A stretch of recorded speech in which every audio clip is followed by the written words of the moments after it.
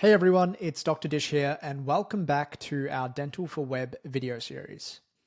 So now that we've covered some of the functionality that we have on the left-hand side menu, let's cover some of the tools that we have on the right-hand side menu. Now this is an area of Dental for Web that I think makes a really big difference to the day-to-day running of the front desk. And as we all know, our front desk is constantly busy juggling bookings, cancellations, and payments. So anything that we can do to make their day run smoother is a huge win. And that's exactly what this section does. So when you click on the Options tab over here, it opens up this section. Now, the first tab you can see on the upper left is a Patients tab. And this is used to be able to quickly find a patient and locate their appointments, both in the past and the future, by the way. So all you have to do is enter the patient details, like so, and click Find. Once you've entered the patient details and found your patient, you need to click Search.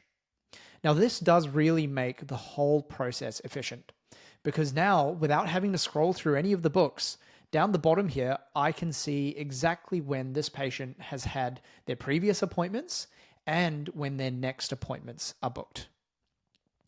Now, another feature that I find really useful is the next tab, which is the time slot section.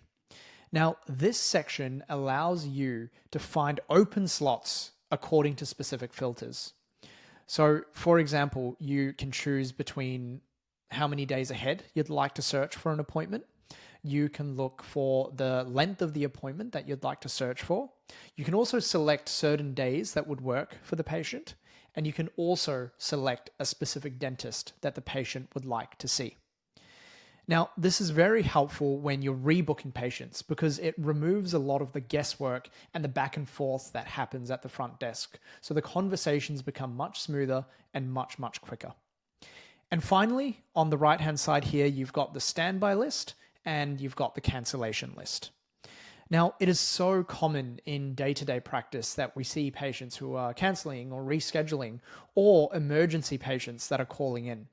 And it's so good to have all of this information in a specific area, so it's so easy for the front desk to be able to find exactly what patients have cancelled, which patients need to be rebooked, and also on the standby list, if there's any patients that need to come in for an emergency appointment. Now, what that means is that there's no more post-it notes. You can truly make sure that all the gaps in your books are not going to waste. It's a simple setup, but something like this has a huge impact on how smoothly your practice runs. Now, if you've liked everything so far, there's so much more to come because in the next video, we are going to take a deep dive into some of the functionality within the patient files now that we've finished a brief overview of everything else. So stay tuned because there's so much more to come.